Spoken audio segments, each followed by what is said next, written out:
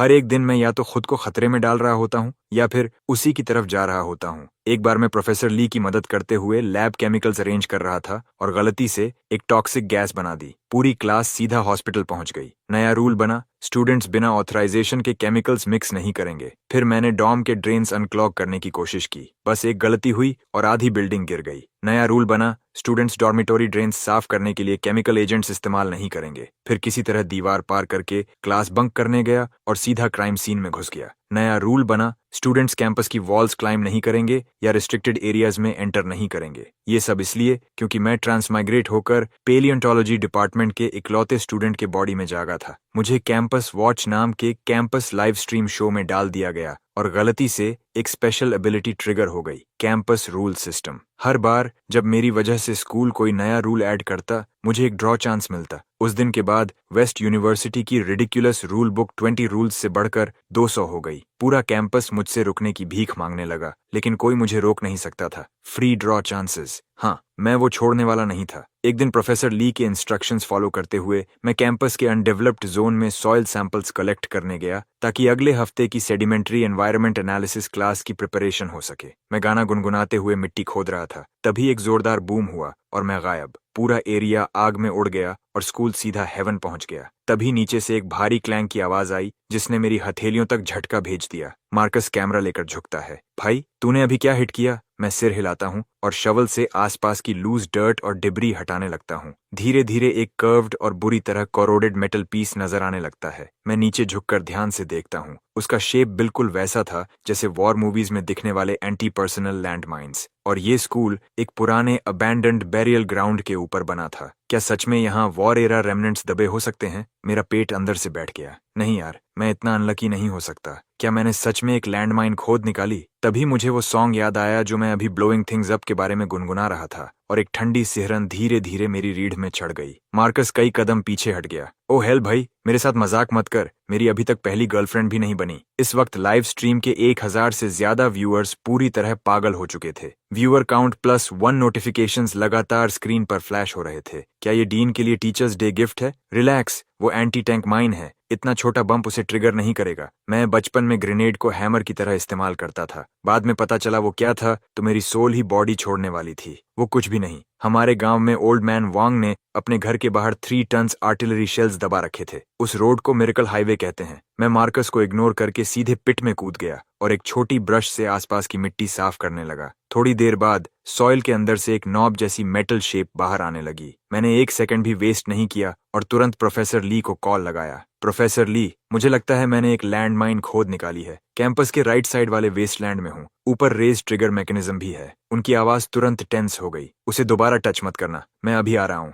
इतना बोलकर उन्होंने कॉल काट दिया। 15 मिनट से भी कम समय में प्रोफेसर ली भागते हुए पहुंच गए। उन्होंने चेहरे का पसीना तक नहीं पोंछा। वो नीचे क्राउच होकर उसे ध्यान से देखने लगे। काफी देर बाद उन्होंने एक छोटी ट्रॉवल से मिट्टी हटानी शुरू की। मार्कस और मैं पीछे हट गए, किसी भी वक्त एक्सप्लोजन होने की तैयारी में। लेकिन ब्लास्ट कभी हुआ ही नहीं। कुछ केयरफुल स्कूप्स के बाद उन्होंने उसे आसानी से बाहर निकाल लिया। चिंता की बात नहीं है, ये बस प्रेशर कुकर का लाइड है। मैं उसे हाथ में लेकर देखता हूँ और एक तरफ फेंक देता हूँ। आखिर कौन यहाँ पॉट लिड फेंकता है? प्रोफेसर ली बस हंसते हुए सिर हिला देते हैं। सेफ रहना बेहतर है, सैंपलिंग जारी रखो ध्यान से। और इतना कहकर वो चले गए। लाइव स्ट्रीम व्यूअर्स हंस हंस कर मरने की हालत में थे। व्यूअरशिप फिर से स्पाइक कर गई। भाई को कुकिंग स्कूल में काम करना चाहिए। लोग खुद पॉट लिड्स डिलीवरी कर रहे हैं। मुझे सच में लगा था वो सॉन्ग सच होने वाला है। पूरा स्कूल बूम होने वाला था और निकला सिर्फ एक लिड। मार्कस अब खुद को रोक नहीं पाया और जोर से हंस पड़ा। मैं उसे घूर कर देखता हूँ। इतना हंस क्या रहा है? यहाँ आ और डिगिंग कर। वो मुंह बनाता है। मैं कैमरामैन हूँ, ये तेरा असाइनमेंट है, मेरा नहीं। मैं वापस पिट में कूद जाता हूँ। बकवास बंद कर, वहां जाकर डिगिंग कर, वरना आज अपना डिनर खुद ढूंढना। इतना सुनते ही वो चुप हो गया। उसने दुखी चेहरे के साथ शवल उठा लिया। कैंपस वॉच एजुकेशन डिपार्टमेंट द्वारा ऑर्गेनाइज किया गया एक शो था। 20 स्टूडेंट्स को सिलेक्ट किया गया था जिन्हें 24 घंटे फॉलो और लाइव स्ट्रीम किया जाना था। 2 महीनों के अंत में जिस स्टूडेंट की सबसे ज्यादा व्यूअरशिप होगी उसे बड़ा एजुकेशन ग्रांट मिलेगा। हर कैमरामैन के पास हिडन कैमरा होता था और पूरे ड्यूरेशन में मार्कस को वहीं खाना, सोना और रहना पड़ता था जहां मैं रहता था। इसीलिए अगर मैं उसे खाना नहीं दूं तो वो भूखा रहेगा। बात इतनी सिंपल थी और यही वजह थी कि वो मजबूरी में शवल उठाकर मेरे साथ डिगिंग करने लगा। मैं अपने होल को घूरता हूँ। मैं मानने को तैयार नहीं था कि मेरी लक इतनी खराब हो सकती है। आज मुझे कुछ असली मिलने वाला है। मैं लगातार शवल चलाता रहता हूँ, लेकिन 5 मिनट्स भी नहीं बीते थे कि नीचे से पहले से ज्यादा भारी और सॉलिड क्लैंग की आवाज गूंज उठी। मैं तुरंत बहुत सावधानी से मिट्टी हटाने लगा। मार्कस ने आवाज सुनी और भाग कर आ गया। भाई प्लीज बोल दे, ये एक और पॉटलिड नहीं है। अब तक मेरे हाथ कांपने लगे थे। उसका शेप, उसकी स्ट्रक्चर, ये बिल्कुल वही था जो मैंने मिलिट्री मैगजीन्स में देखा था, एक एरियल बॉम्ब। मार्कस पूरी तरह फ्रीज हो गया। होली, ये तो सच में बॉम्ब है। मैं जवाब तक नहीं दे पाया, बस उसे घूरता रह गया। मैंने तुरंत प्रोफेसर ली को फिर कॉल किया। मुझे लगता है इस बार सच में रियल बॉम्ब मिला है। दूसरी तरफ कुछ सेकंड की चुप्पी छा गई। अभी तो हमने एक चीज हैंडल की थी, वो प्रेशर कुकर लिड था। मेरा रोने का मन करने लगा। मुझे दूसरा मिला है। इस बार बॉडी और टेल फिन्स भी हैं। फोन से एक लंबी थकी हुई सांस सुनाई दी। वहीं रुको, मैं आ रहा हूँ। इस बार प्रोफेसर ली पहले से भी तेजी से पहुंचे। वो झुककर देखते हैं और उनका एक्सप्रेशन तुरंत जम जाता है। उन्होंने तुरंत फोन निकाला और कॉल लगाया। डीन कार्टर, हमारे पास सिचुएशन है। पेलियोंटोलॉजी डिपार्टमेंट का स्टूडेंट लियम ऐसी चीज खोदकर निकाल लाया है जो एरियल बॉम्ब लग रही है। दूसरी तरफ डीन कार्टर की आवाज तुरंत टूट गई। क्या? असली एरियल बॉम्ब? कोई हिलेगा नहीं, मैं अभी आ रहा हूँ। कॉल खत्म होते ही डीन कार्टर दौड़ते हुए वहां पहुंचे। उनके पीछे वाइस डीन और कैंपस सिक्योरिटी भी थे। जैसे ही उन्होंने पिट के अंदर देखा, उनके माथे पर पसीने की बूंदें उभर आईं। उन्होंने तुरंत पुलिस को कॉल किया और फिर अपने असिस्टेंट पर चिल्लाए, अभी के अभी पूरी कैंपस सिक्योरिटी यहाँ बुलाओ। कोई भी इस एरिया के पास नहीं आएगा। हर डिपार्टमेंट को बोलो स्टूडेंट्स को वेस्टलैंड से दूर रखें। कुछ ही मिनट्स में कैंपस सिक्योरिटी स्प्रिंट करते हुए पहुंच गई और पूरे एरिया के चारों तरफ पेरीमीटर सेट करने लगी। कैंपस के दूसरे साइड पर स्टूडेंट्स को इवैक्यूएट किया जाने लगा। लाइव स्ट्रीम व्यूअर्स ये सब रियल टाइम में देख रहे थे और उसी पल व्यूअरशिप एक्सप्लोड होकर 10,000 पार कर गई, फिर भी रुकने का नाम नहीं ले रही थी। मुझे पहले से पता था स्कूल उड़ाने वाला वो सॉन्ग कर्स्ड है। लियम अगर ऐसी चीज खोद निकाले तो स्कूल उसे डिमेरिट देगा या मेडल। तभी कई पुलिस कार्स चीखती हुई वहां आकर रुकी। डोर्स पूरी तरह रुक भी नहीं पाए थे कि वाइपर स्क्वाड के कैप्टन जैंग आगे बढ़े। यहाँ कौन इंचार्ज है? सिचुएशन क्या है? डीन कार्टर तुरंत आगे आए। मैं इस यूनिवर्सिटी का डीन हूँ। हमारे एक स्टूडेंट को शायद एरियल बॉम्ब मिला है, कृपया देखिए। कैप्टन जैंग बिना हिचकिचाए सीधे पिट की तरफ बढ़ गए और हाथ से सबको सेफ डिस्टेंस बनाए रखने का इशारा किया। हम बिना दोबारा बोले 10 मीटर्स पीछे हट गए। उन्होंने रेडिएशन डिटेक्टर निकाला और मेटल ऑब्जेक्ट के चारों तरफ घूमते हुए हर एंगल स्कैन करने लगे। No anomalies detected. फिर उन्होंने x ray back scatter imaging system activate किया। उनके पीछे खड़ा ऑपरेटर रिपोर्ट देने लगा। इंटीरियर हॉलो है, कोई एक्सप्लोजिव मटेरियल डिटेक्ट नहीं हुआ। स्ट्रक्चरल प्रोफाइल एक हाई प्रेशर कंटेनर से मैच करता है। कैप्टन जैंग ने टीम को केमिकल स्निफ एनालिसिस करने का सिग्नल दिया। कई ऑफिसर्स ने रस्ट पार्टिकल्स और एयर सैंपल्स कलेक्ट किए और एनालिसिस शुरू किया। 1 मिनट बाद ऑफिसर ने रिपोर्ट दी, कोई टीएनटी या एक्सप्लोसिव कंपाउंड्स डिटेक्ट नहीं हुए। मेन कंपोनेंट्स आयरन ऑक्साइड और सल्फाइड कंपाउंड्स हैं, long term burial corrosion by products. Captain Zhang ने सिर हिलाया, शवल उठाया और खुद डिगिंग शुरू कर दी। कुछ ही मोमेंट्स में उन्होंने एक हेविली रस्टेड गैस कैनिस्टर बाहर खींच लिया। डीन कार्टर, कंफर्म हो गया है, ये सेफ है। अगर और कुछ नहीं है तो हम निकलते हैं। डीन कार्टर तुरंत आगे बढ़े और उनका हाथ पकड़ लिया। बहुत बहुत धन्यवाद ऑफिसर्स। सच में। छोटी सी बातचीत के बाद पुलिस कार्स एक एक करके कैंपस से निकल गईं। डीन कार्टर ने सिक्योरिटी को पेरीमीटर हटाने का सिग्नल दिया, फिर मेरी तरफ आए। तो तुम लियम हो, काफी शार्प किड हो। अब चिंता की कोई बात नहीं,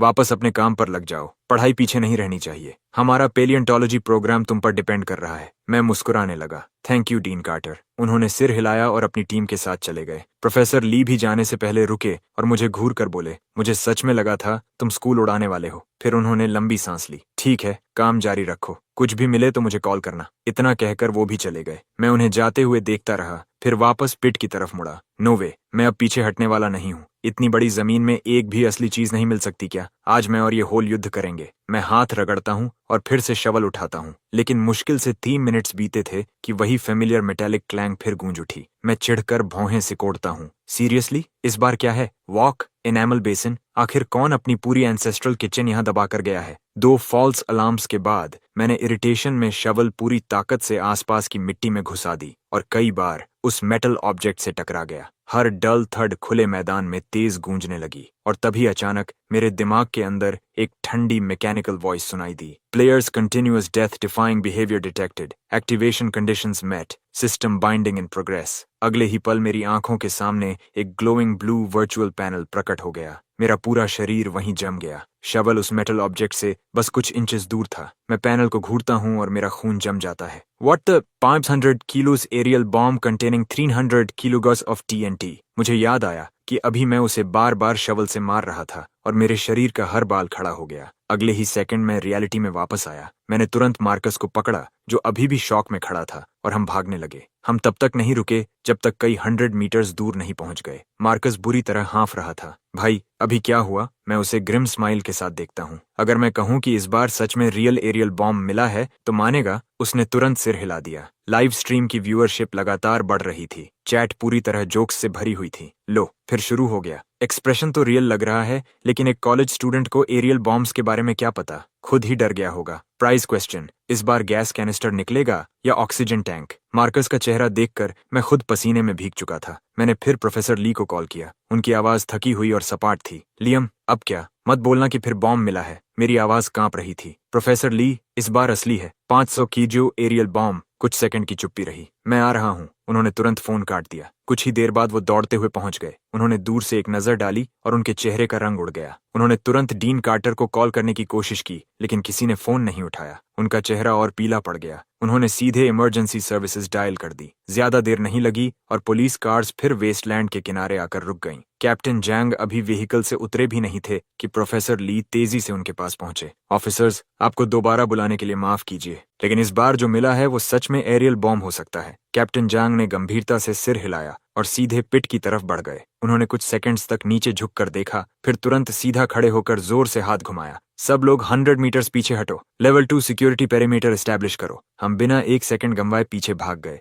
वहीं दूसरी तरफ उनकी टीम पूरी स्पीड से काम में लग गई। सेफ डिस्टेंस पर डिटेक्शन इक्विपमेंट सेट किया गया और एक रिमोट कंट्रोल्ड रोबोट धीरे धीरे पिट की तरफ बढ़ाया गया। कुछ ही मोमेंट्स में इंस्ट्रूमेंट से तेज अर्जेंट अलार्म्स गूंजने लगे। एक स्क्वाड मेंबर जोर से रीडिंग्स पढ़ने लगा। Radiation levels abnormal, internal structure complex, central axis और कंपार्टमेंट्स डिटेक्टेड, टीएनटी और आरडीएक्स ट्रेसेस कंफर्म। इसके अंदर डेफिनेटली लाइव एक्सप्लोसिव मौजूद है। जैसे ही वो शब्द सुनाई दिए, कैप्टन जैंग तुरंत खड़े हो गए और पूरी ताकत से दहाड़े। सब लोग 500 मीटर्स पीछे हटो अभी। उन्होंने तुरंत रेडियो निकाला, इमरजेंसी चैनल पर स्विच किया और कमांड सेंटर को अर्जेंट रिपोर्ट भेज दी। दिस इज वेस्ट शोर university, undeveloped zone confirmed, large unexploded aerial bomb discovered, estimated weight 500 kilogram, contains TNT and RDX, radiation readings abnormal, fuse condition unstable, requesting highest level emergency response, 3 kilometre radius seal of करो, सभी personal को तुरंत evacuate करो। Report खत्म करते ही वो professor ली की तरफ घूमे और चिल्लाए, कैंपस के हर स्टूडेंट को अभी बाहर निकालो। लाइव स्ट्रीम व्यूअर्स पूरी तरह स्टन्ड रह गए। क्या ये सच में 500 किलो एरियल बॉम्ब है? वो चीज पूरी यूनिवर्सिटी डिस्ट्रिक्ट फ्लैटन कर सकती है। क्या लियम का मुंह किसी हायर पावर ने ब्लेस किया है? इस स्पीड से तो स्कूल को जल्द ही बहुत ज्यादा ओपन स्काई देखने को मिलेगा। God bless the internet. हम लिटरली लाइव बॉम्ब डिस्कवरी देख रहे हैं। दूसरी तरफ ग्राउंड पर प्रोफेसर ली बार बार डीन कार्टर को कॉल कर रहे थे लेकिन कोई जवाब नहीं मिल रहा था। वो फ्रस्ट्रेशन में पैर पटकने लगे। फिर उन्होंने फैकल्टी ग्रुप चैट खोला और वॉइस मैसेज बटन दबा दिया। सभी फैकल्टी ध्यान दें, अनडेवलप्ड जोन में हाई डेंजर एक्सप्लोसिव मिला है। आपके आसपास जितने स्टूडेंट्स हैं उन्हें तुरंत मूव कराइए। जल्दी लेकिन कामली इवैक्यूएट करके जेड लेक पार्क पहुंचाइए जो 3 किलोमीटर दूर है। उस मैसेज के जाते ही स्टूडेंट्स एकेडमिक बिल्डिंग्स से बाहर निकलने लगे। फिर लाइब्रेरी, डॉर्म्स और कैफेटेरिया से भी भीड़ उमड़ पड़ी। हर तरफ से स्टूडेंट्स कैंपस एग्जिट्स की तरफ भागने लगे। टीचर्स उन्हें गाइड कर रहे थे। ज्यादा देर नहीं बीती थी कि ब्रॉडकास्ट टावर के ऊपर से एयर रेड सायरन गूंज उठा। उसी समय नियर बाय वाइपर स्क्वाड के रेडियोज लगातार इनकमिंग रिपोर्ट से क्रैकल करने लगे। CBRN unit advance team on site, city emergency command vehicle in position, 3 kilometre perimeter initial lockdown complete, near by residential areas evacuate करने के लिए टीम्स डिप्लॉय कर दी गई हैं। अब तक पूरा वेस्टलैंड पुलिस व्हीकल्स से घिर चुका था। तभी सिटी पुलिस के कमिश्नर चेन वहां पहुंचे। वो सीधे कमांड व्हीकल की तरफ बढ़े और ब्रीफिंग मांगी। कैप्टन जैंग तुरंत आगे आए। प्रिलिमिनरी असेसमेंट, ये वर्ल्ड वॉर 2 एरियल बॉम्ब है। केसिंग बुरी तरह करोडेड है। फ्यूज कंडीशन अननोन है। On site disarming extremely risky होगा। अगर हम इसे सेफ जोन तक ट्रांसपोर्ट करके कंट्रोल डेटोनेशन करें तो वो सेफर ऑप्शन होगा। कमिश्नर चेन ने भौहें सिकोड़कर सोचना शुरू किया लेकिन ये सुनते ही मैं जोर से बोल पड़ा, आप उस बॉम्ब को मूव नहीं कर सकते। कमिश्नर चेन ने मेरी तरफ घूर कर देखा। ये बच्चा कौन है? कैप्टन जैंग तुरंत बोले, ये लियम है, वही स्टूडेंट जिसने बॉम्ब खोदा था। कमिश्नर चेन झल्ला कर बोले, रिडिक्युलस, ये स्टूडेंट अभी तक यहाँ क्या कर रहा है? इसे तुरंत बाहर निकालो। कैप्टन जैंग शायद सोच रहे थे कि मैं शॉक में हूँ, इसलिए वो जल्दी से मेरे पास आए। लियम, चिंता मत करो, हमारे प्रोफेशनल्स इसे हैंडल कर लेंगे। मैंने गंभीर चेहरा बनाकर सिर हिलाया। आप लोग इस बॉम्ब को पहचान नहीं रहे। ये जर्मन SC-500 है, एक स्पेशल मॉडिफाइड वेरिएंट। इसे स्पेसिफिकली रीइंफोर्स्ड फोर्टिफिकेशंस डिस्ट्रॉय करने के लिए डिजाइन किया गया था। 70 से ज्यादा साल अंडरग्राउंड रहने के बाद मेटल फैटीग और कोरोजन ने इसके फ्यूज को बेहद सेंसिटिव और फ्रेजाइल बना दिया है। जिस पल आप इसे मूव करेंगे, फ्यूज ट्रिगर होकर वहीं डेटोनेट हो सकता है। अगर ट्रांसपोर्ट के दौरान ब्लास्ट हुआ तो मैक्सिमम ब्लास्ट फोर्स मिलेगा, डैमेज कैलकुलेशन से बाहर होगा। मेरी बात खत्म होते ही वहां मौजूद हर इंसान पत्थर की तरह जम गया। प्रोफेसर ली धीरे से मेरी तरफ झुके। लियम, मुझे पता ही नहीं था कि तुम्हें ये सब नॉलेज है, लेकिन पहले 2 बार तुम कुछ पहचान क्यों नहीं पाए? मैंने सिर खुजलाया। मैंने इस एग्जैक्ट बॉम्ब मॉडल के बारे में एक बार पढ़ा था। एक मिलिट्री रेफरेंस बुक में पूरा टेक्निकल ब्रेकडाउन था। मेरे शब्द खत्म भी नहीं हुए थे कि कैप्टन जांग घूमे और सीधे इमरजेंसी कॉम्स व्हीकल की तरफ दौड़ पड़े। 10 मिनट्स बाद वो एक प्रिंट आउट लेकर वापस आए। लियम ने जो कुछ कहा सब परफेक्टली मैच करता है। मैं आगे बढ़ा। अभी सिर्फ एक ही ऑप्शन है, कंट्रोल डेटोनेशन यहीं करना होगा। ये सुनते ही डीन कार्टर के घुटने लगभग जवाब दे गए। वो गिरते गिरते बचे। कमिश्नर चेन ने कैप्टन जैंग की तरफ देखा। ऑन साइट डेटोनेशन को लेकर तुम कितने कॉन्फिडेंट हो? कैप्टन जैंग ने दांत भींच लिए। सबसे बड़ा एक्सप्लोसिव जो मैंने हैंडल किया था वो 100 किलोर था। 500 किलोर के मामले में पूरे देश में मुश्किल से कुछ एक्सपर्ट्स होंगे। मैं इसे डिसार्म करने की कोशिश कर सकता हूँ, लेकिन मैंने तुरंत बीच में रोक दिया। नहीं, आप खुद को मरवा लेंगे। कमिश्नर चेन ने मेरी तरफ देखा। लियम, अगर तुम्हारे पास कोई आइडिया है तो बोलो। मैंने धीरे से लंबी सांस ली। मेरा recommendation controlled on site detonation है। सही प्रिपरेशन के साथ डैमेज मिनिमाइज किया जा सकता है। मेरे पास एक प्लान है। कोर आइडिया है कंट्रोल्ड एनर्जी रिलीज और फुल पेरीमीटर प्रोटेक्शन। मैं कमांड व्हीकल के पास गया, टैक्टिकल टैबलेट उठाया और एक 3 डायमेंशनल डायग्राम बनाना शुरू किया। Layer 1 core blast zone. Bomb pit के चारों तरफ 8 मीटर डीप ट्रेंच खोदो। इनर वॉल्स 60 डिग्री एंगल पर होंगी। Blast cut trench. Aerial bomb को नीचे तक उतारो। फिर 1 metre flexible energy absorbing sand bags और लेयर्स भरो। उसके ऊपर 5 मीटर वेट सैंड डालो। आखिर में हेवी स्टील मैश पैनल से कवर करो ताकि शॉक वेव सीधे ऊपर स्काई की तरफ जाए। लेयर 2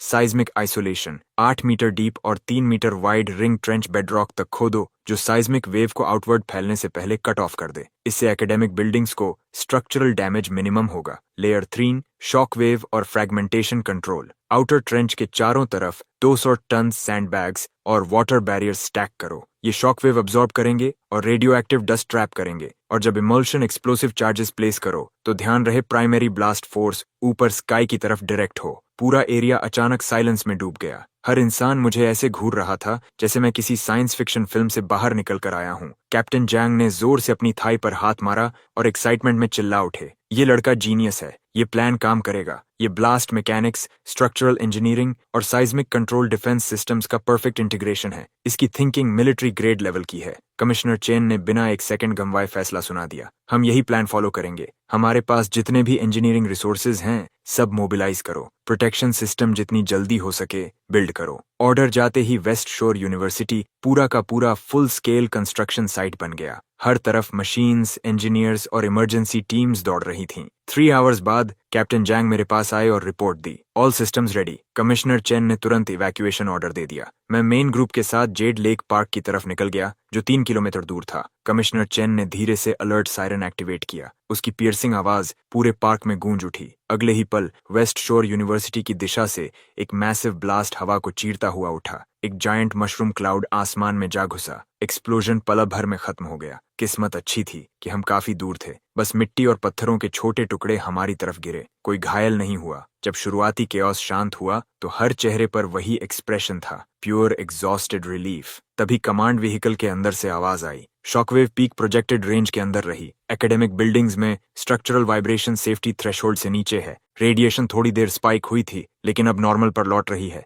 कमिश्नर चेन ने रेडियो उठाया और हमेशा की तरह काल्म आवाज में बोले, fire suppression teams move in. उनके ऑर्डर के साथ फायर ट्रक्स की पूरी फ्लीट ब्लास्ट साइट की तरफ बढ़ गई ताकि एरिया कूल किया जा सके और डस्ट क्लियर हो सके। CBRN यूनिट पर्सनल भी कोर जोन में घुस गए और फुल स्पेक्ट्रम स्कैनिंग शुरू कर दी। 1 आवर बाद पूरा थ्रेट कंप्लीटली न्यूट्रलाइज्ड हो चुका था। Follow up clean up work शुरू होने के बाद कमिश्नर चैन और कैप्टन जांग मुझे ढूंढते हुए आए। लियम, इस बार हम तुम्हारे कर्जदार हैं। हम तुम्हारा नाम स्पेशल सिविक करेज अवार्ड और कैश प्राइज के लिए फॉरवर्ड करेंगे। इसे हमारी तरफ से थैंक यू समझो। मेरी आंखें खुशी से सिकुड़ गईं और मैं जोर से मुस्कुराया। Thank you commissioner. Commissioner Chen ने मेरे कंधे पर मजबूती से हाथ रखा। तुम अलग ही चीज हो किड। ग्रेजुएशन के बाद अगर कभी फोर्स ज्वाइन करने का मन हो तो दरवाजा खुला है। प्रोफेसर ली की आईब्राउज तुरंत ऊपर उठ गईं। कमिश्नर चेन, ये हमारे पूरे डिपार्टमेंट का इकलौता स्टूडेंट है, इसे पोच करने की कोशिश मत कीजिए। मैंने सिर खुजलाया। सॉरी कमिश्नर, मुझे सच में अपना फील्ड बहुत पसंद है। कमिश्नर चेन हल्का सा हंस पड़े। फेयर इनफ, मैं फोर्स नहीं करूंगा। थोड़ी देर गुड बाय कहने के बाद वो अपनी टीम के साथ निकल गए। प्रोफेसर ली मेरी तरफ देखते हैं, उनकी आंखों में हल्का गर्व साफ दिखाई दे रहा था। बुरा नहीं किया किड, कल मैं तुम्हारे इस सेमेस्टर स्कॉलरशिप के लिए अप्लाई करूंगा। मैं उन्हें घूर कर देखता हूँ। डिपार्टमेंट में मैं अकेला हूँ, स्कॉलरशिप और किसे दोगे? प्रोफेसर ली ऑकवर्डली हंस पड़े। तुम्हारा कोर्स वर्क अभी भी पूरा नहीं हुआ, पास भी होना है सही। मैं सूखी हंसी हंसता हूँ। अगर मैं फेल हुआ तो हमारे डिपार्टमेंट का फेलियर रेट 100% होगा। जरा सोचिए। मार्कस बस वहां खड़ा स्पीचलेस रह गया। लाइव स्ट्रीम चैट पूरी तरह एक्सप्लोड हो गई। एक ट्यूशन दो, पूरा प्रोफेसर टीम 1-on-1 पढ़ाएगा। हायर एजुकेशन का best deal, niche major, winner takes all. अगर कोई और 59 स्कोर करे तो दुनिया खत्म, लेकिन लियम 59 लाए तो टीचर्स की दुनिया खत्म। प्रोफेसर ली ने लंबी हेल्पलेस साई छोड़ी। ठीक है, तुम जीत गए। वैसे भी कुछ समय तक फील्ड सैंपलिंग नहीं कर सकते। मैं तुम्हारा असाइनमेंट चेंज कर रहा हूँ। मेरे ऑफिस आना और कुछ रॉक सैंपल्स ले जाना। मुझे चाहिए कि तुम आइडेंटिफाई करो कि हर रॉक के अंदर कौन से फॉसिल्स हैं। मैंने सिर हिलाया। वो मुड़े और वहां से चले गए। मैं मार्कस के साथ डॉर्म वापस लौट आया। मेरे बाकी 3 रूममेट्स दूसरे डिपार्टमेंट से ट्रांसफर स्टूडेंट्स थे। जैसे ही उन्होंने मुझे देखा, वो तुरंत मेरे चारों तरफ इकट्ठा हो गए। लियम, सुना क्या? स्कूल लगभग उड़ गया था। अभी वाला एक्सप्लोजन पूरी तरह इंसेन था। मैं अभी सोच ही रहा था कि उन्हें कैसे एक्सप्लेन करूं कि तभी डोर पर नॉक हुई। बाहर डीन कार्टर और डॉर्म सुपरवाइजर खड़े थे। मेरे तीनों रूममेट्स तुरंत खड़े हो गए। डीन कार्टर ने हाथ उठाकर उन्हें शांत किया। Relax everyone. फिर वो मुस्कुराते हुए मेरी तरफ मुड़े। लियम, मैं पर्सनली तुम्हारा धन्यवाद करने आया हूँ। अगर तुम वो बॉम्ब नहीं खोदते और डेटोनेशन प्लान नहीं देते तो इस स्कूल पर कैटास्ट्रोफी आ सकती थी। वेस्ट शोर यूनिवर्सिटी की तरफ से मैं ऑफिशियली अनाउंस करता हूँ, तुम्हें 50,000 UN cash award, school wide commendation और एक स्पेशल इंडिविजुअल साइटेशन मिलेगा जो परमानेंटली तुम्हारे एकेडमिक रिकॉर्ड में दर्ज होगा। और जहां तक अनडेवलप्ड जोन की बात है, वहां से दूर रहना। हम स्पेशलिस्ट्स बुला रहे हैं फुल स्वीप के लिए। मैं ग्रिन करते हुए बोला। चिंता मत कीजिए डीन कार्टर, प्रोफेसर ली ने मुझे नया असाइनमेंट दे दिया है। सेटिस्फाइड होकर उन्होंने सिर हिलाया और चले गए। उस रात बेड पर लेटकर मैंने सिस्टम इंटरफेस खोला और कैंपस रूल सिस्टम को ध्यान से देखने लगा। हर बार जब प्लेयर कोई नया कैंपस रूल ट्रिगर करता है, एक ड्रॉ चांस अवार्ड होता है। मैं कुछ देर तक उस लाइन को घूरता रहा। ऐसा तो नहीं कि ये स्कूल मेरा है, मैं चाहूं और नए रूल्स बन जाएं। लेकिन फिर मैंने सोचा, सिस्टम ने मुझे बॉम्ब के बारे में वार्न भी तो किया था, शायद इसका होना इतना बुरा भी नहीं। अगली सुबह मैं अपने रूममेट्स के साथ ब्रेकफास्ट के लिए कैफेटेरिया गया। हम एंट्रेंस तक पहुंचे ही थे कि नोटिस बोर्ड के पास भीड़ लगी दिखाई दी। वहां 2 बिल्कुल नए कैंपस रूल्स लगे थे। स्टूडेंट्स बिना ऑथराइजेशन कैंपस में पिट्स नहीं खोदेंगे। स्टूडेंट्स कैंपस में स्कूल एंथम की मॉडिफाइड वर्जन्स नहीं गाएंगे। उसी पल सिस्टम मेरे दिमाग में चाइम हुआ। Player has triggered 2 new campus rules, 2 draw chances awarded. Marcus और मेरे तीनों रूममेट्स हंसी रोकने की कोशिश कर रहे थे। मैं हेल्पलेसली कंधे उचकाता हूँ। चलो यार, खाना खाते हैं। लाइव स्ट्रीम व्यूअर्स पूरी तरह पागल हो गए। चैट स्टोरीज से भर गई। हमारे स्कूल में रूल है कि पेरेंट्स मीटिंग अटेंड करने वाले गार्डियन की एज कम से कम 50 होनी चाहिए,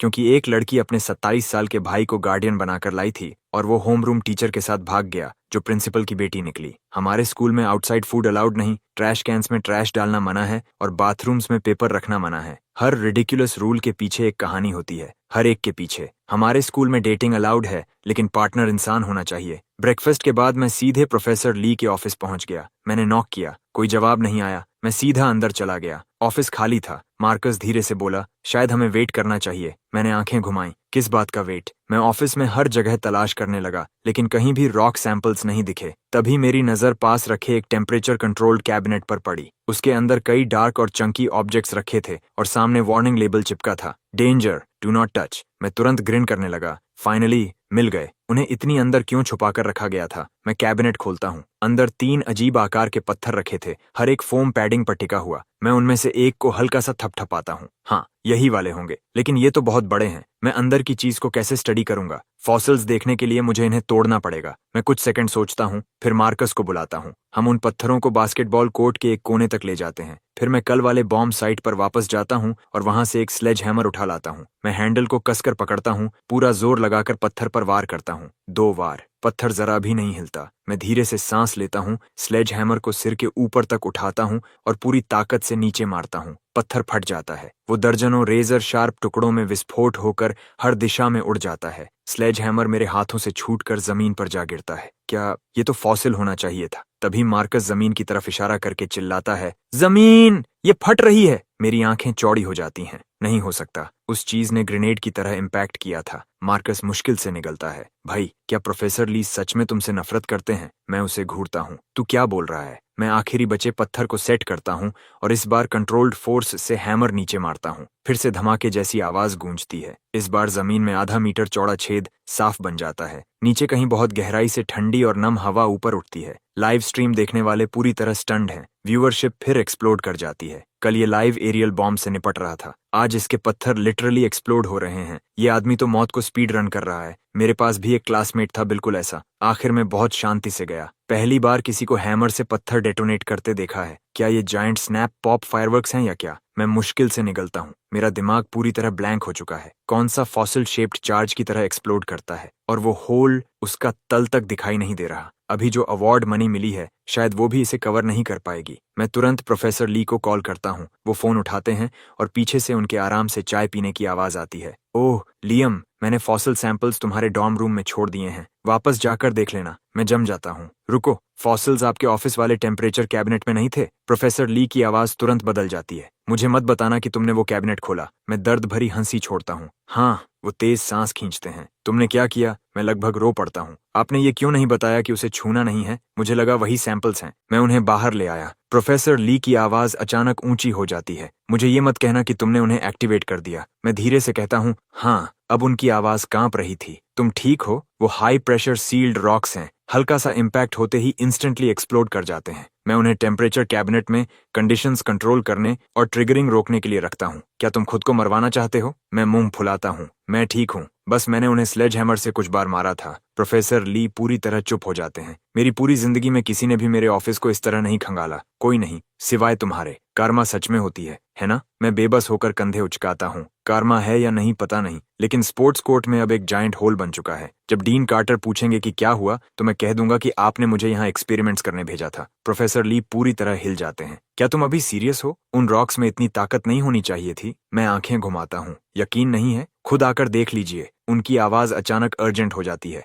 मैं आ रहा हूँ, वहीं रुको। वो मेरे कुछ और बोलने से पहले ही फोन काट देते हैं। 10 मिनट से भी कम समय में वो दौड़ते हुए पहुंचते हैं, तेज सांस लेते हुए। वो अपने फोन की फ्लैशलाइट ऑन करके होल के अंदर रोशनी डालते हैं। ये सही नहीं हो सकता। उन रॉक्स से इतनी फोर्स नहीं निकलनी चाहिए थी। उनके मुंह से शब्द पूरे निकल भी नहीं पाते कि हमारे कानों तक हल्की क्रैकिंग की आवाज पहुंचती है। हम तीनों एक साथ नीचे देखते हैं। होल के किनारे पर एक पतली दरार उभरती है और अगले ही पल वो उंगली जितनी चौड़ी हो जाती है। प्रोफेसर ली तुरंत सीधा खड़ा हो जाता है। मूव, सब लोग अभी पीछे हटो। हम मुश्किल से कुछ कदम ही पीछे जाते हैं कि होल के चारों तरफ दरारें विस्फोट की तरह फैलने लगती हैं और हर दिशा में दौड़ पड़ती हैं। मैं पूरी ताकत से स्प्रिंट मारता हूँ और कई 100 मीटर दूर जाकर ही रुकता हूँ। जब मैं पीछे मुड़कर देखता हूँ तो 50 मीटर से भी चौड़ा एक विशाल सिंक होल उस जगह को निगल चुका था जहां हम खड़े थे। लाइव स्ट्रीम कुछ सेकंड के लिए पूरी तरह शांत हो जाती है, फिर अचानक फट पड़ती है। व्यूअरशिप आसमान छूने लगती है। तुम अबिस में झांकते हो और अबिस वापस तुम्हें घूरकर जमीन ही निगल जाती है। क्या लियम सच में कर्स्ड है? कल एरियल बॉम्ब,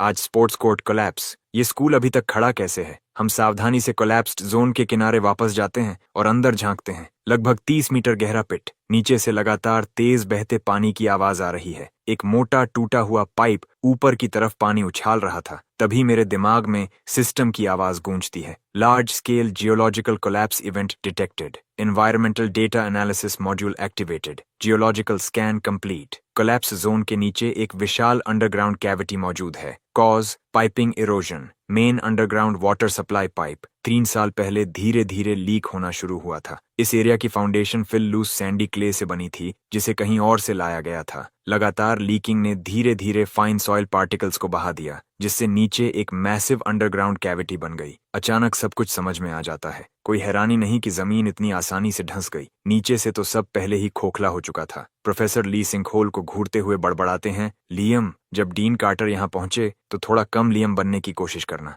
उनके शब्द खत्म भी नहीं होते कि डीन कार्टर स्कूल ऑफिशियल्स की पूरी टोली के साथ भागते हुए पहुंच जाते हैं। लियम, देखो तुमने क्या कर दिया। एक दिन तुम मुझे हार्ट अटैक दिला दोगे। मैं कंधे उचकाता हूँ। इसका मुझसे क्या लेना देना? डीन कार्टर पूरी तरह भड़क उठते हैं। कांपते हाथ से सिंक होल की तरफ इशारा करते हैं। जमीन में 50 मीटर का होल बना हुआ है और तुम कह रहे हो इसका तुमसे कोई लेना देना नहीं। मैं धैर्य से सांस छोड़ता हूँ। डीन कार्टर, क्या आपको सच में लगता है कि कोई स्टूडेंट इतना बड़ा सिंक होल बना सकता है? ध्यान से देखिए, वो वाटर पाइप सालों से लीक हो रहा था। जैसे ही पहला छोटा होल खुला, मुझे नीचे पानी बहने की आवाज सुनाई दे गई थी। लगातार लीकिंग ने फिल सॉइल के फाइन पार्टिकल्स को बहा दिया। समय के साथ हमारे नीचे एक विशाल हॉलो बन गया। सरफेस सिर्फ एक पतली शेल बनकर रह गई थी। मेरे रॉक एक्सप्लोजन ने बस उसे तोड़ दिया। मैं सीधा खड़ा हो जाता हूँ। मैंने कुछ गलत नहीं किया। अगर कुछ किया है तो स्कूल पर बहुत बड़ा फेवर किया है। सोचिए, अगर ये आज एक्सपोज नहीं होता और किसी स्कूल वाइड इवेंट के दौरान कोलैप्स होता, तो क्या आप उन कॉन्सिक्वेंसेस के साथ जी पाते? प्रोफेसर ली सिर हिलाते हैं। अब उन्हें भी बात समझ आ चुकी थी। ये सही कह रहा है।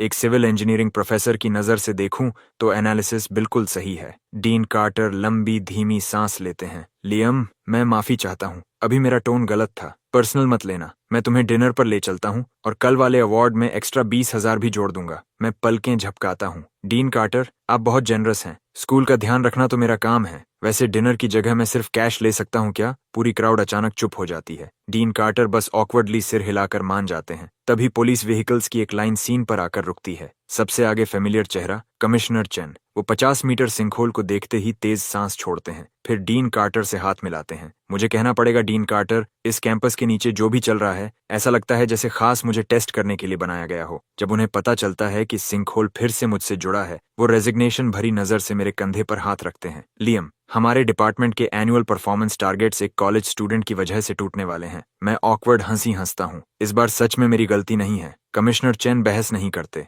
वो तुरंत काम में लग जाते हैं। जल्दी से पेरीमीटर सेट कर दिया जाता है। टेक्निकल टीम्स इक्विपमेंट के साथ पिट के नीचे जांच शुरू कर देती हैं। फाइंडिंग्स बिल्कुल मेरे एनालिसिस से मैच करती हैं। अब बस होल भरना और ग्राउंड रिस्टोर करना बाकी था। लेकिन तभी पिट की गहराई से एक भारी दबा हुआ धमाका गूंजता है। कमिश्नर चेन तुरंत आदेश चिल्लाते हैं, ये फिर से हो रहा है, सब लोग पीछे हटो। हम तेजी से किनारे से दूर भागते हैं। जब हम सेफ डिस्टेंस पर पहुंचते हैं और पीछे मुड़कर देखते हैं तो नीचे एक मोटी काली दीवार दिखाई देती है। उसके बेस पर एक विशाल ब्लास्ट प्रूफ आयरन डोर लगा था, पूरी तरह जंग से ढका हुआ। बीच में एक भारी व्हील स्टाइल वाल्व था जिसे घुमाने के लिए कई लोगों की जरूरत पड़ती। कमिश्नर चेन तुरंत आदेश देने लगते हैं, टेक टीम पिट वॉल्स का फुल स्ट्रक्चरल स्कैन करो, radiation team door area sweep करो, एयर टीम डोर सीम से गैस सैंपल्स कलेक्ट करो, बाकी सब सेफ्टी लाइन के पीछे। इंजीनियरिंग टीम स्ट्रक्चरल रीइंफोर्समेंट तैयार करो। ऑर्डर्स मिलते ही हर टीम हरकत में आ जाती है। मेरी नजर उस आयरन डोर पर टिकी रहती है। तभी सिस्टम की आवाज दिमाग में गूंजती है,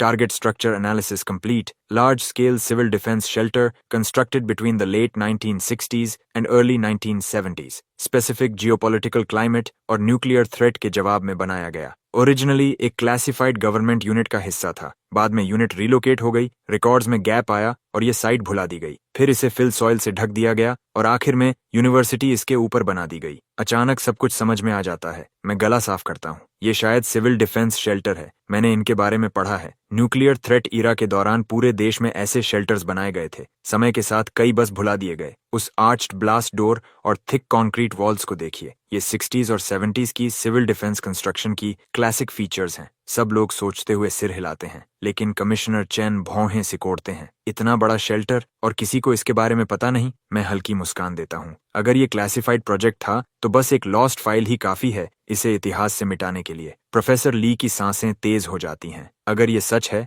तो अंदर जो भी होगा वो इनवैल्यूएबल हो सकता है। कमिश्नर चेन एक सेकंड भी बर्बाद नहीं करते। वो वाल्व खोलने का आदेश देते हैं। जैसे ही आयरन डोर खुलता है, पावरफुल फ्लैश लाइट्स की बीम्स अंधेरे को चीरती हुई अंदर जाती हैं और एक कॉरिडोर दिखाई देता है जो गहराई में नीचे उतर रहा था। वो अंदर टीम भेजने ही वाले थे कि तभी आसमान में एक भारी गर्जना गूंजती है। हम सब ऊपर देखते हैं। एक मिलिट्री हेलीकॉप्टर तेजी से हमारी तरफ आता है और पास में उतरता है। सबसे पहले फुली आर्म्ड सोल्जर्स की स्क्वाड बाहर निकलती है। फिर एक सफेद बालों वाला बुजुर्ग ऑफिसर के सहारे नीचे उतरता है। कमिश्नर चेन तुरंत आगे बढ़कर सैल्यूट करते हैं। सर, मैं Chen Ming, West Shore City police commissioner. Officer salute लौटाता है। कमिश्नर चेन, ये हैं जनरल हान। हमें यहाँ की सिचुएशन के बारे में ब्रीफ कर दिया गया है। अभी से मिलिट्री इस साइट का फुल कमांड संभालेगी। सारी ऑपरेशंस जनरल हान के अथॉरिटी में रहेंगी। कमिश्नर चेन बिना हिचकिचाए मान जाते हैं। जनरल हान आयरन डोर की तरफ देखते हैं, फिर मुस्कुराकर मेरी तरफ मुड़ते हैं। यंग मैन, मैंने लाइव स्ट्रीम देखी, तुमने इसे सिविल डिफेंस शेल्टर आइडेंटिफाई किया,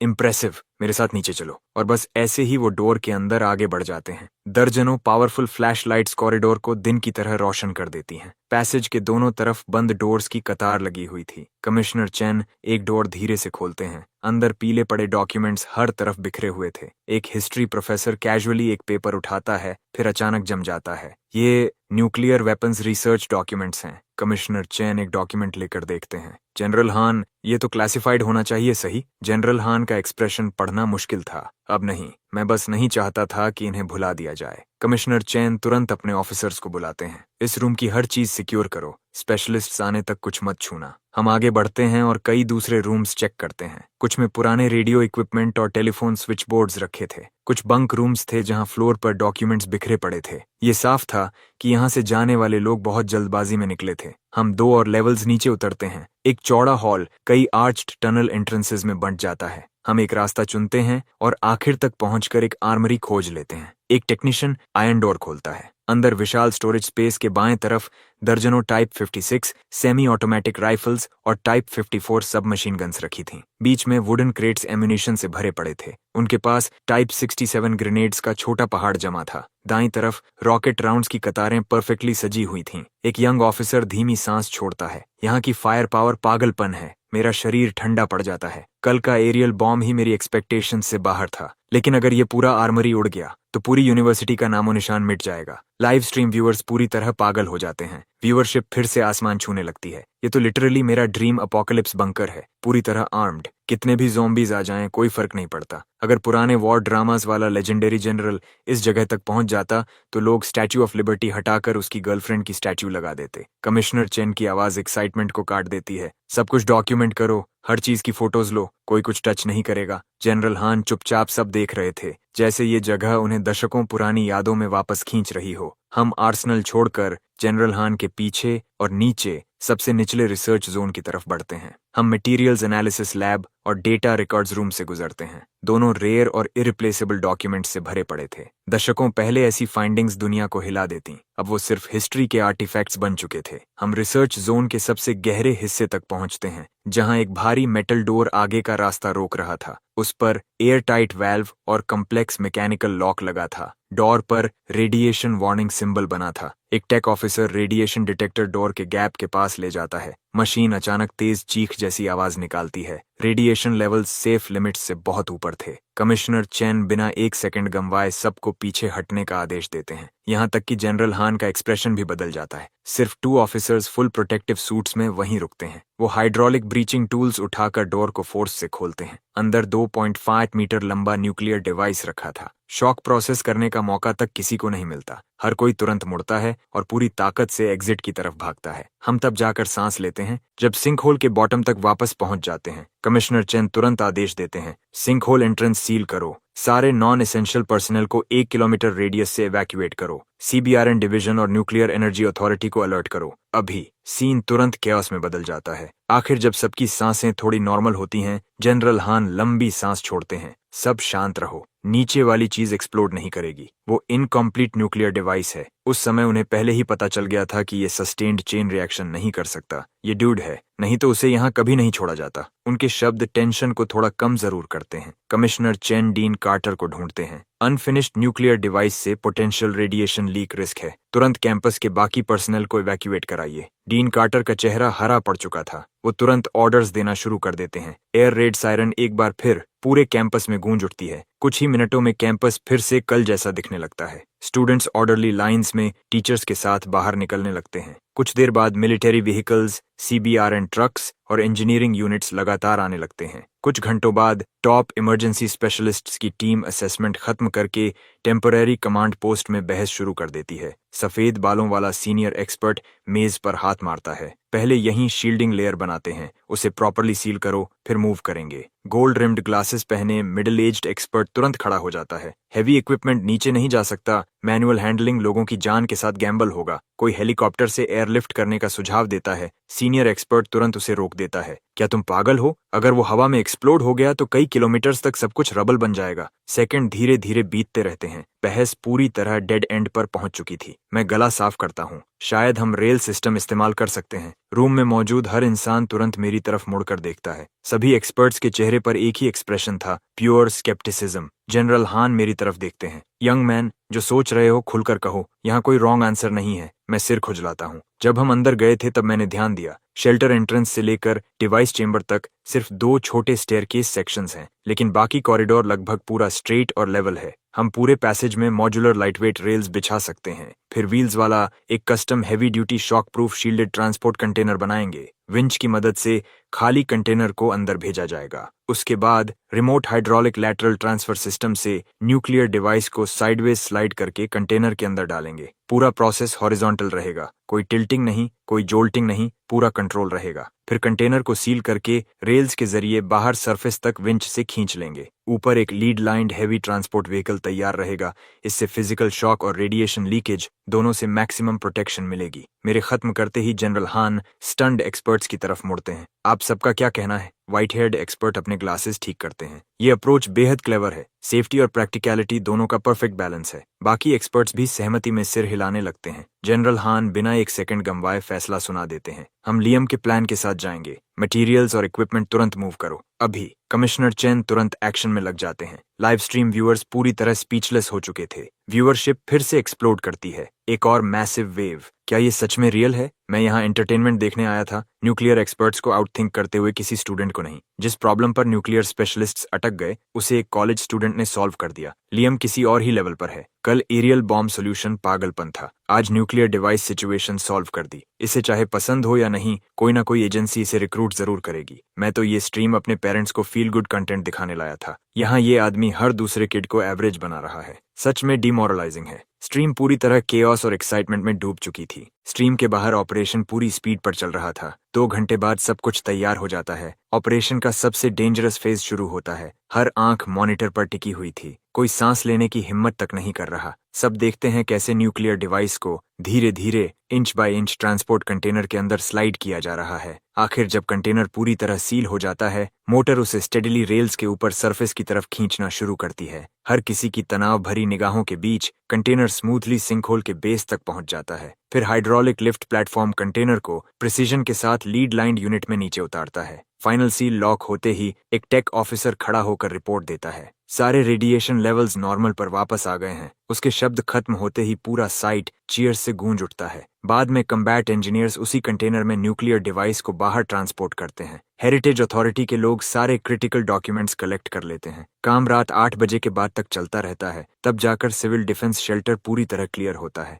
जब आखिर सब शांत हो जाता है, मैं बस कैफेटेरिया में लेट नाइट स्नैक लेने जाने ही वाला था कि जनरल हान मुझे आवाज देते हैं। लियम, ये सब तुम्हारे बिना संभव नहीं था। सच बताऊं, इस जगह का कनेक्शन मेरे एक पुराने कॉमरेड से था। मैं कई सालों से इसे ढूंढ रहा था। Thank you. मैं तुरंत हाथ हिलाता हूँ। जनरल हान, आप बहुत ज्यादा काइंड हैं। ये सब तो बस एक्सीडेंट से हुआ। जनरल हान मुस्कुराते हैं। क्या तुमने कभी मिलिट्री एकेडमी के बारे में सोचा है? मैं तुरंत तुम्हारे लिए अरेंज कर सकता हूँ। मुझे लगता है तुम बिल्कुल वही इंसान हो जिसकी इस देश को जरूरत है। उनके शब्द सुनते ही आसपास मौजूद हर इंसान धीरे से सांस खींचता है। मैं ऑकवर्डली हंस पड़ता हूँ। थैंक यू जनरल हान, सच में। लेकिन मुझे जो मैं अभी पढ़ रहा हूँ वो बहुत पसंद है। जनरल हान की मुस्कान बिल्कुल नहीं बदलती। अच्छा, इससे मैं तुम्हें और ज्यादा पसंद करने लगा हूँ। मैं तुम्हारे चॉइस की रिस्पेक्ट करता हूँ, लेकिन ये ऑफर हमेशा रहेगा। जब चाहो मुझे ढूंढ लेना। मैं शर्मीली मुस्कान के साथ सिर हिलाता हूँ। मैं इसे याद रखूंगा। थैंक यू जनरल हान। गरम जोशी भरे गुड बाय के बाद जनरल हान अपने हेलीकॉप्टर में बैठकर उड़ जाते हैं। कमिश्नर चेन भी थोड़ी देर बाद अपनी टीम के साथ निकल जाते हैं। सिर्फ CBRN यूनिट वहीं रुकती है, रेजिडुअल रेडिएशन संभालने के लिए। डीन कार्टर धीरे धीरे मेरे पास आते हैं। लियम, तुम्हारे पास बैंक अकाउंट है? मैं आज रात ही पैसे ट्रांसफर कर दूंगा। मैं बिना एक सेकंड गंवाए अपना कार्ड निकाल कर उन्हें दे देता हूँ। कुछ ही पलों बाद मेरा फोन वाइब्रेट करता है। इट्टवर 1000 UN रिसीव्ड। मैं तुरंत डीन कार्टर को धन्यवाद देता हूँ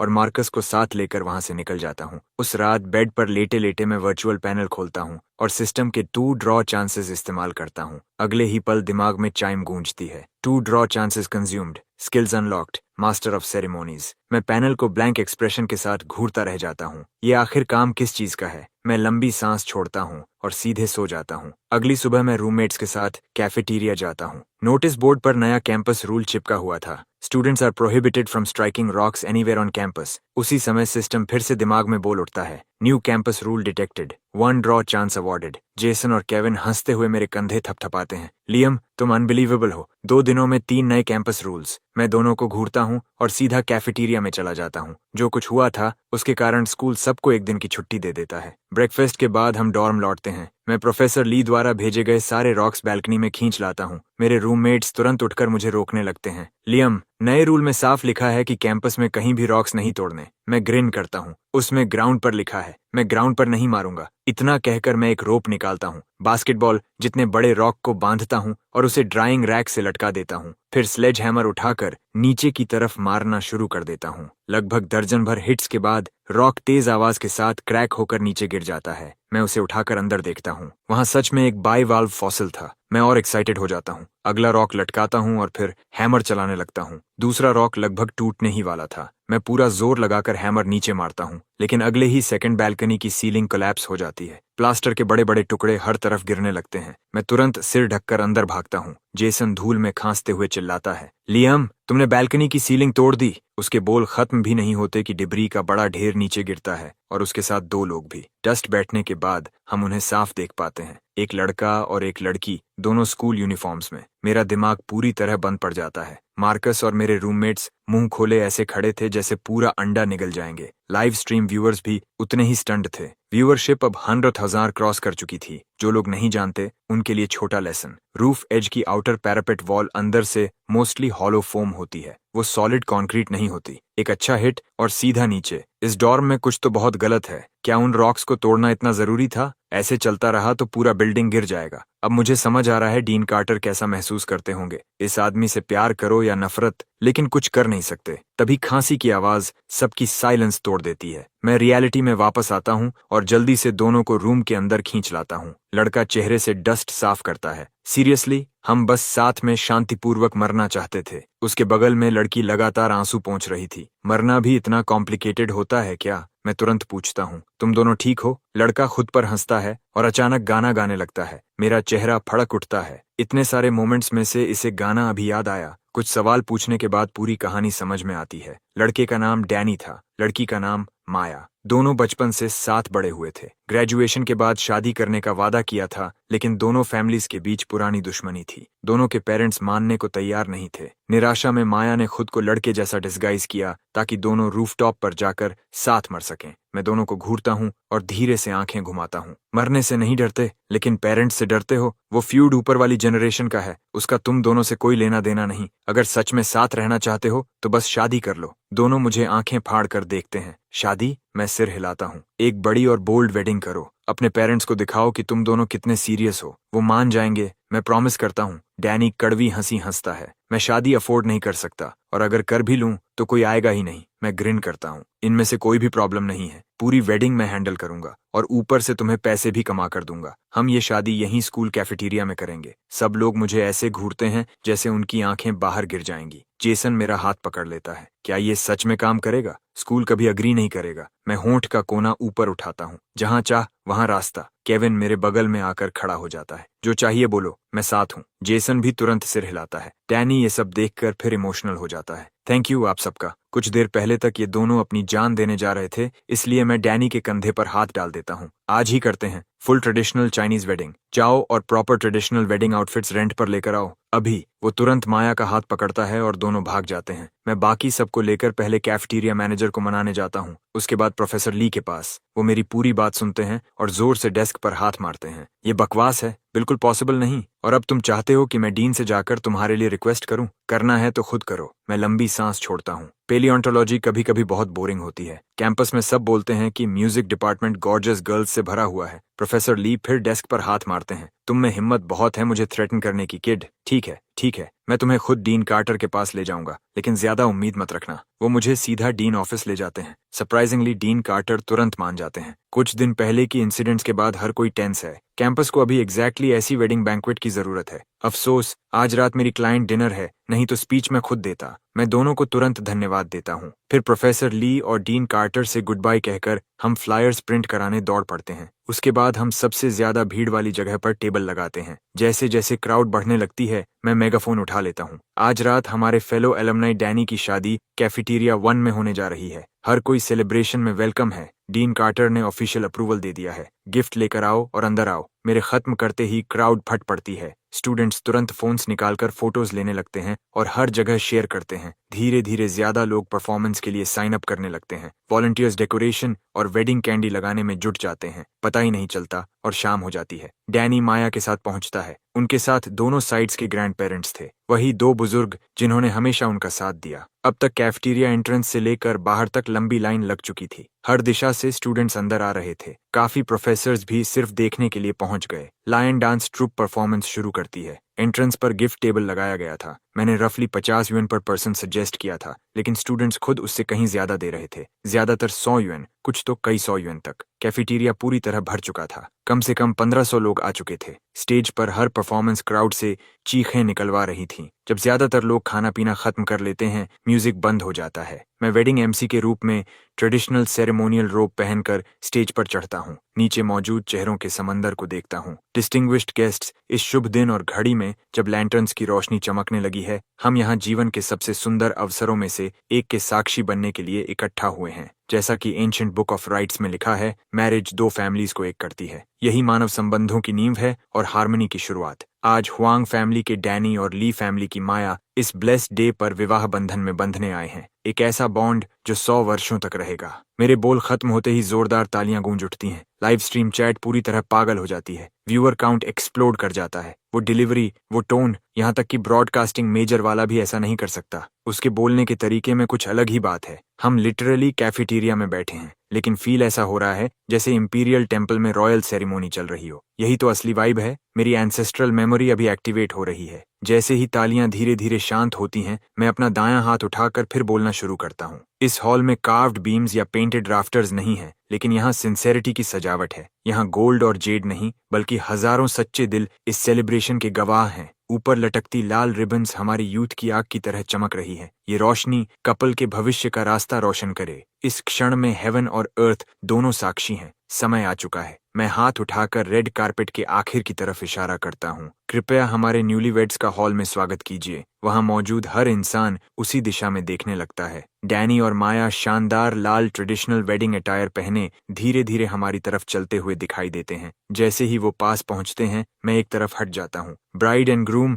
कृपया ऑल्टर पर अपने स्थान लें। स्वयं को कंपोज्ड कीजिए। अब ट्रेडिशनल वेडिंग बो सेरेमोनी शुरू होगी। पहला बो हेवन और अर्थ को। हम ऊपर के आकाश और नीचे की धरती का धन्यवाद करते हैं, जिन्होंने इन दो आत्माओं को मिलाया। दोनों मेरे शब्दों के साथ परफेक्ट टाइमिंग में एंट्रेंस की तरफ गहरा झुकते हैं। दूसरा बो एल्डर्स को। हमारे ग्रैंड पेरेंट्स लंबी उम्र और प्रॉस्पेरिटी से ब्लेस्ड रहे और ये फैमिली पीढ़ियों तक फलती फूलती रहे। हेड टेबल पर बैठे ग्रैंड पेरेंट्स पहले ही रोने लगे थे। इमोशन पूरी तरह चेहरे पर था। तीसरा बो हस्बैंड और वाइफ एक दूसरे को, हर जन्म में साथ बूढ़े होने की प्रतिज्ञा के साथ। इस बार दोनों पहले से भी ज्यादा झुकते हैं। उठते ही डैनी माया का हाथ कसकर पकड़ लेता है। मैं मुस्कुराता हूँ। Ceremony complete. ग्रूम और ब्राइड, आपका भविष्य सबसे चमकदार हो। पूरा कैफेटेरिया तालियों और चीयर्स से गूंज उठता है। तभी केविन माइक पकड़कर स्टेज पर दौड़ता है। सुनो सब लोग, ये पूरी वेडिंग लियम ने प्लान की है। हम डिमांड करते हैं कि लियम अभी हमारे लिए कुछ परफॉर्म करे। क्राउड तुरंत पागल हो जाती है। हर तरफ से चीयर्स और चांट्स गूंजने लगते हैं। इतनी एनर्जी के सामने मैं माइक वापस पकड़ लेता हूँ। इतना बोल रहे हो तो मना कैसे करूँ?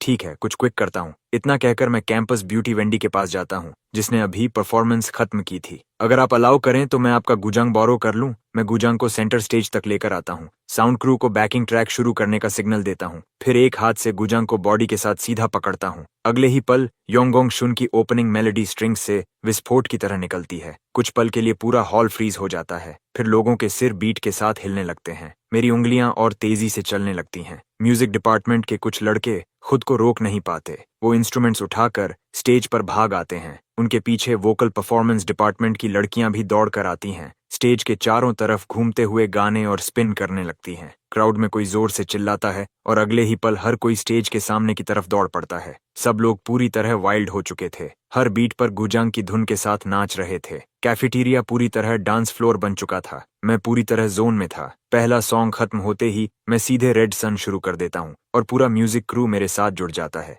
हॉल की एनर्जी अपने एब्सोल्यूट पीक पर पहुंच जाती है, यहाँ तक कि यूजुअली कंपोज्ड प्रोफेसर्स भी नीचे आकर डांस करने लगते हैं। वेडिंग 2 घंटे से ज्यादा चलती रहती है। आखिर स्टूडेंट्स के जाने के बाद मैं डैनी को कैश की मोटी स्टैक थमा देता हूँ। फूड और वेन्यू कॉस्ट के आफ्टर भी तुम्हारे पास 60,000 यूएन से ज्यादा बचे हैं, रख लो। डैनी मना करने की कोशिश करता है, लेकिन मेरी एक नजर उसे चुप करा देती है। उसकी आंखों में आंसू भर आते हैं और वो धीरे से कहता है, थैंक यू। तभी कैफेटेरिया मैनेजर भागता हुआ आता है। तुम लोगों में से किसने डीन कार्टर के टैंक वाली फिश ले ली? जेसन सिर खुजलाता है। मुझे लगा नॉर्मल फिश हैं, तो मैंने कुलिनरी स्टूडेंट से फ्राई करवा दी। मैनेजर घबराहट में पैर पटकने लगता है। डीन ने वो फिश आज सुबह ही खरीदी थी। उन्होंने खास तौर पर कहा था उन्हें गार्ड करना। उन्हें आज रात के लिए चाहिए था और अब वो गायब हैं। इतनी रात में वैसी फिश कहीं नहीं मिलेगी। मैं मैनेजर का हाथ पकड़ लेता हूँ, इससे पहले कि वो अपने बाल नोचने लगे। रुको, क्या हम उन टाइनी लिटिल फिश की बात कर रहे हैं? वही जो व्हीट ग्रेन जितनी छोटी थी? वो तुरंत सिर हिलाता है। मैं हाथ हिलाता हूँ, मुझ पर छोड़ दो, मैं उन्हें वापस ले आता हूँ। और बस ऐसे ही मैं अपने रूममेट्स को लेकर इलाके के सबसे बड़े फुट स्पा पहुंच जाता हूँ। अंदर जाकर मैं सीधे फ्रंट डेस्क पर रुकता हूँ। क्या आप लोग वो छोटी फिश बेचते हैं जो डेड स्किन ट्रीटमेंट में यूज होती है? प्राइस पर बात हो सकती है? स्पा मैनेजर शोर सुनकर खुद आ जाता है। थोड़ी बातचीत के बाद मैं 200 यूएन देकर उन छोटी फिश में से 100 से ज्यादा खरीद लेता हूँ और उन्हें साथ लेकर वापस निकल पड़ता हूँ। फिर मैं उन्हें सीधे कैफेटेरिया मैनेजर के पास पहुंचा देता हूँ। उसी रात जब मैं सोने की तैयारी कर रहा था, अचानक प्रोफेसर ली का कॉल आता है। वो तुरंत क्लिनिक आने को कहते हैं। मैं बैरली अंदर कदम रखता हूँ कि डीन कार्टर मुझे कांपते हाथ से पॉइंट करते हुए दिखते हैं। लियम, अब तुम बोलना शुरू करो। वो फिश आखिर आई कहाँ से थी? मैं सिर खुजलाता हूँ। फुट स्पा से। प्रोफेसर ली का चेहरा सफेद पड़ जाता है। तुम्हारा मतलब वो वाली फिश जो लोगों के पैरों की डेड स्किन खाती है? मैं धीरे से सिर हिलाता हूँ। पूरा कमरा एकदम साइलेंट हो जाता है। फिर बगल वाले बेड पर पड़ा इंसान अचानक उठकर बाथरूम की तरफ भागता है और उल्टी करने लगता है। प्रोफेसर ली मुझे ऐसे घूरते हैं जैसे उनकी सारी उम्मीदें टूट गई हों। वो बाथरूम की तरफ इशारा करते हैं। वो फिश डीन कार्टर की डायरेक्टर यांग के साथ डिनर मीटिंग के लिए तैयार की गई थी। वो लोग आधी खा चुके थे जब स्टमक क्रैम्प्स शुरू हुए और सब यहाँ पहुंच गए। क्लिनिक डॉक्टर कह रहा है कि फिश के माउथ्स में एथलीट्स फुट बैक्टीरिया थे। मैं अपने कंधे से कोड़ लेता हूँ। मुझे कैसे पता होता कि वो लोग फिश खा जाएंगे? मेरे इतना कहते ही डीन कार्टर गुस्से में लगभग बेहोश हो जाते हैं। मीनवाइल लाइव स्ट्रीम चैट पूरी तरह फट चुकी थी। व्यूअर काउंट लगातार बढ़ता जा रहा था। हाँ, इन्होंने foot spa fish deep fry करके डिनर में सर्व कर दी। डायरेक्टर यांग अब जिंदगी भर छोटी फिश को नॉर्मल तरीके से नहीं देख पाएंगे। जैसा एक्सपेक्टेड था, हमें बुरी तरह डांट पड़ती है। डीन कार्टर अभी भी गुस्से में अपनी सेक्रेटरी को वहीं कॉल करते हैं। कल 2 नए कैंपस रूल्स जारी करो। स्कूल ग्राउंड्स पर अब कोई वेडिंग बैंक्वेट्स नहीं होंगे और कैफेटेरिया टैंक की फिश को कोई हाथ नहीं लगाएगा। उस रात मैं बेड पर लेटते ही सिस्टम स्पिन करता हूँ। सिस्टम चाइम करता है। 1 spin used, skill unlocked, combat mastery. अगले ही सेकंड में ऐसे उछलकर बेड से उठता हूँ जैसे गोली छूटी हो। पूरे शरीर में रॉ पावर दौड़ने लगती है।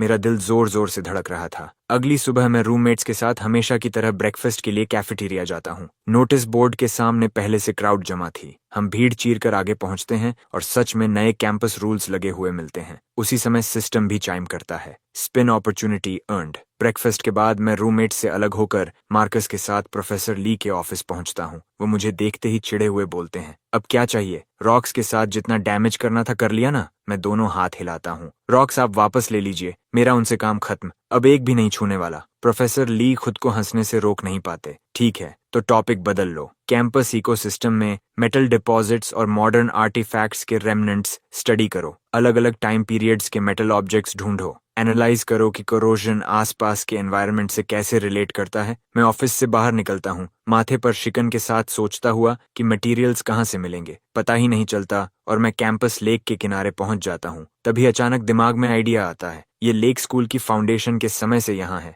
इतने सालों में पता नहीं कितनी चीजें लोग इसमें फेंक चुके होंगे। सब नीचे मड में दबी होंगी, अलग अलग स्पीड से सोक और कोरोड होती हुई। रिसर्च के लिए ये परफेक्ट जगह थी। मैं तुरंत मुड़कर फिर प्रोफेसर ली के ऑफिस भागता हूँ। प्रोफेसर, क्या आपको पता है मुझे स्ट्रॉन्ग मैग्नेट कहाँ मिल सकता है? स्कूल रूल्स डिगिंग अलाउ नहीं करते, इसलिए मैं अपने रिसर्च सैंपल्स पानी से फिश आउट करूंगा। प्रोफेसर ली की आंखें चमक उठती हैं। किड, तुम्हारा दिमाग कभी कभी सच में काम करता है। मैं फिजिक्स लैब से एक लेकर आता हूँ। थोड़ी देर बाद वो मैग्नेट मेरे हाथ में रखते हैं। सेफ रहना, हर समय बैंक पर ही रहना, पानी में मत उतरना और जो भी बाहर निकालो उसे प्रॉपरली लॉक करना। मैं मैग्नेट पकड़कर ग्रिन करते हुए वहां से निकल जाता हूँ। रिलैक्स प्रोफेसर, सब कंट्रोल में है। कुछ मिनट बाद मार्कस और मैं कैंपस लेक के बीच वाले हिस्से के पास जगह ढूंढ लेते हैं। मैं मैग्नेटिक फिशिंग हुक पानी में फेंकता हूँ। जैसे ही रोप टाइट होती है मैं जोर से खींचता हूँ। ऊपर एक पानी से भरा फोन निकलता है। मैं उसे एक नजर देखता हूँ और साइड में फेंक देता हूँ। फिर मैग्नेट दूसरी डायरेक्शन में डालता हूँ। इस बार एक बैटर्ड पुराना लैपटॉप बाहर आता है। उसके पोर्ट्स के चारों तरफ मोटी आयरन वायर कई बार लपेटी हुई थी। मैं ड्रिपिंग लैपटॉप उठाकर देखता हूँ। किसी ने इसे रिस्ट्रेंट्स में बांध रखा था। आखिर इसमें कौन से सीक्रेट्स छिपे हैं? मार्कस तुरंत एक्साइटेड होकर सिर हिलाता है। अफसोस ये फ्राई हो चुका है, नहीं तो प्लग इन करके देखते। मैं उसे भी साइड में फेंक देता हूँ और फिर कास्ट करता हूँ।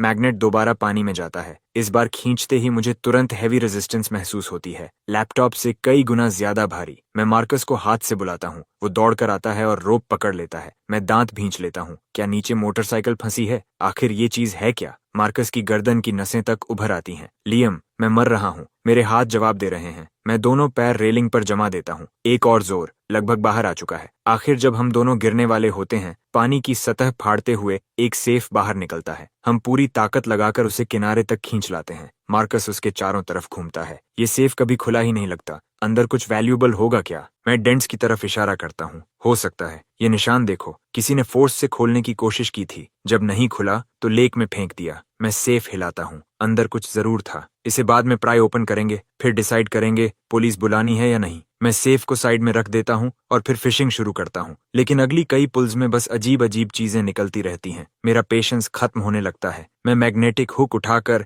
लेक के दूसरे तरफ गहरे कोव में चला जाता हूँ। मैं गहरी सांस लेकर मैग्नेट को लेक के सेंटर की तरफ पूरी ताकत से फेंकता हूँ। रोप ऑलमोस्ट तुरंत टाइट हो जाती है। मैं खींचता हूँ। एक क्रोबार बाहर निकलता है। मेरा दिमाग सीधा सेफ की तरफ जाता है। नहीं, ये कोइंसिडेंस नहीं हो सकता। मैं क्रोबार नीचे रखता हूँ और फिर कास्ट करता हूँ। इस बार एक बड़ा हैमर, तीसरी बार एक डैगर। मार्कस का चेहरा बदल जाता है। शायद हमें रुक जाना चाहिए। दिन दहाड़े भी ये इतना क्रीपी क्यों लग रहा है? लाइव स्ट्रीम चैट एक्सप्लोड कर चुकी थी। व्यूअर काउंट लगातार बढ़ रही थी। लियम मैग्नेट है। गड्ढा खोदा तो वॉर टाइम बॉम्ब मिला। रॉक्स तोड़े तो पूरा एथलेटिक फील्ड कोलैप्स हो गया। अब फिशिंग कर रहा है। कुछ बुरा जरूर होने वाला है। मैं गहरी सांस लेकर सीने में उठ रही बेचैनी दबाता हूँ। फिर मैग्नेट एक बार और फेंकता हूँ। इस बार एक बॉन नाइफ निकलता है। हैंडल की ग्रूव्स में जिद्दी डार्क ब्राउन स्टेन्स जमे हुए थे, लगभग काले। मार्कस पास झुककर देखता है। ये मर्डर वेपन तो नहीं? बस अब मैं तुरंत मैग्नेट दोबारा पानी में फेंक देता हूँ। लगभग 10 सेकंड बाद रोप इतनी जोर से टाइट होती है कि मैं लगभग लेक में गिर जाता हूँ। मैं मार्कस की तरफ घूमता हूँ। अभी यहाँ आओ, इस बार कुछ बहुत बड़ा है। हम दोनों पूरा वजन पीछे डालकर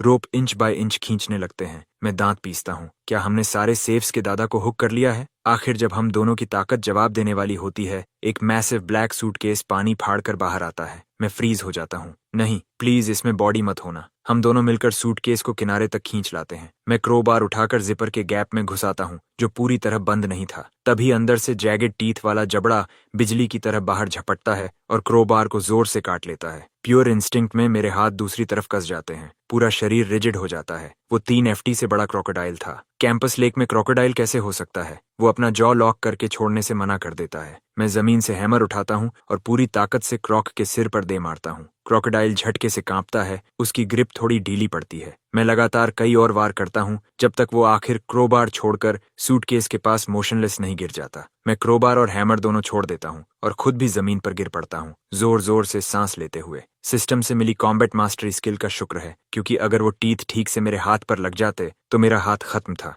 मार्कस आखिर कांपते हुए धीरे धीरे पास आता है। लियम, क्या तुमने अभी उस क्रोकोडाइल को मार दिया? मैं सिर हिलाता हूँ। नहीं, बस बेहोश किया है। खुद को थोड़ा संभालने के बाद मैं कांपते हाथों से फोन निकालकर प्रोफेसर ली को कॉल करता हूँ। कुछ सेकंड बाद उनकी चीयरफुल आवाज सुनाई देती है। लियम, रिसर्च मटेरियल्स मिल गए? मेरा चेहरा उतर जाता है। Research materials? मैं यहाँ लगभग मर ही गया था। मैंने लेक से क्रोकोडाइल निकाला है। उनकी आवाज तुरंत ऊंची हो जाती है। क्या? सीरियसली? सेफ रहना, मैं अभी आ रहा हूँ। वो तुरंत फोन काट देते हैं। कुछ ही देर बाद प्रोफेसर ली हांफते हुए दौड़कर पहुंचते हैं। जैसे ही उनकी नजर जमीन पर पड़े क्रोकोडाइल पर पड़ती है, उनकी आंखें लगभग बाहर निकल आती हैं। कैंपस में क्रोकोडाइल कैसे हो सकता है? वो तुरंत फोन निकालकर डीन कार्टर को कॉल करते हैं। 10 मिनट से भी कम समय में डीन कार्टर पूरे एडमिनिस्ट्रेटर्स ग्रुप के साथ ऐसे भागते हुए पहुंचते हैं जैसे बिल्डिंग में आग लगी हो। क्रोकोडाइल को देखते ही हर किसी का चेहरा सफेद पड़ जाता है। पता लगाओ ये यहाँ आया कैसे? यूनिवर्सिटी कैंपस में क्रोकोडाइल कैसे पहुंचा? मुझे तुरंत फुल इन्वेस्टिगेशन चाहिए।